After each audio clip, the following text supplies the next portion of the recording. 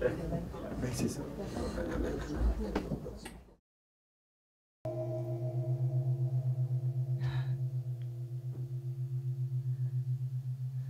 Je venais de terminer mon texte, le cœur battant.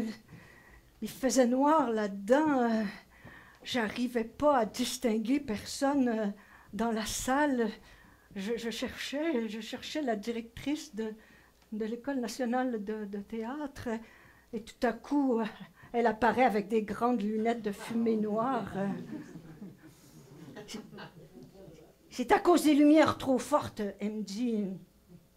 J'ai des problèmes avec mes yeux, j'ai toujours eu des problèmes avec mes yeux. Pourtant, j'adore la lecture. Viens me rejoindre. Pourquoi as-tu choisi Antigone? À cause de sa colère. T'as changé le texte? Je sentais rien avec l'accent français. J'ai voulu la rapprocher de ma vie. Ah bon? Et qu'est-ce qui arrive dans ta vie? Je travaille dans une librairie. Je lis beaucoup. J'ai fait mon cours classique. J'ai travaillé dans une imprimerie, dans une pâtisserie, dans une crèmerie. J'ai été assistante coiffeuse. Là, je travaille dans un centre avec des enfants en difficulté. Je fais du théâtre avec eux. J'écris les pièces. Je joue avec eux. Je leur apprends à jouer. Je fais les décors avec du carton. Et le soir, tu vas au théâtre? Non, j'ai pas le temps. Pourquoi? Je danse. Tu fais de la danse classique ou de la danse contemporaine? Je danse nue dans les boîtes de nuit. Là, il y a eu un silence de mort, mais j'en avais trop dit. Il fallait que je continue. Il fallait que je dise quelque chose de vrai. J'ai besoin de faire exploser des barrières qui emprisonnent mon corps. Là, il y a eu comme un conciliabule.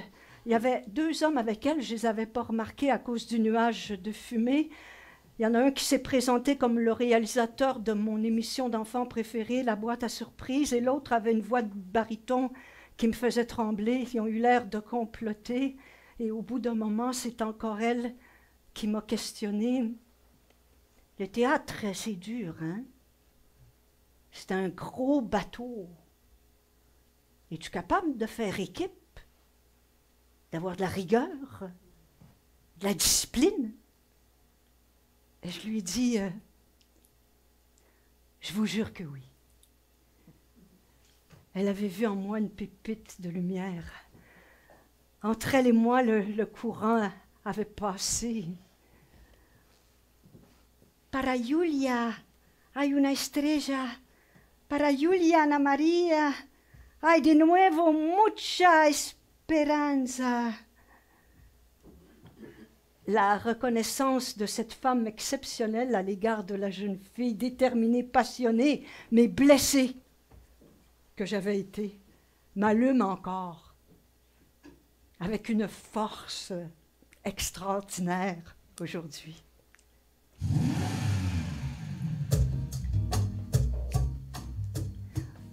J'étais finalement devenue la muse d'un grand écrivain. Je l'avais rencontré par hasard en traversant la rue Chérier. Et quand je lui avais parlé du livre que j'étais en train de lire, il m'a dit que c'était justement lui qui l'avait écrit. Il s'appelait Louis Gauthier. Avec lui, tout le temps qu'a duré ma formation, la lumière a régné sur ma vie. On était amoureux fous. Il aimait mes petits seins, mon corps, mes idées. On buvait du Southern Comfort. On roulait dans sa Opel rouge à travers les champs de blé d'Inde en chantant des chansons de la nouvelle vague et des bossa nova brésiliennes.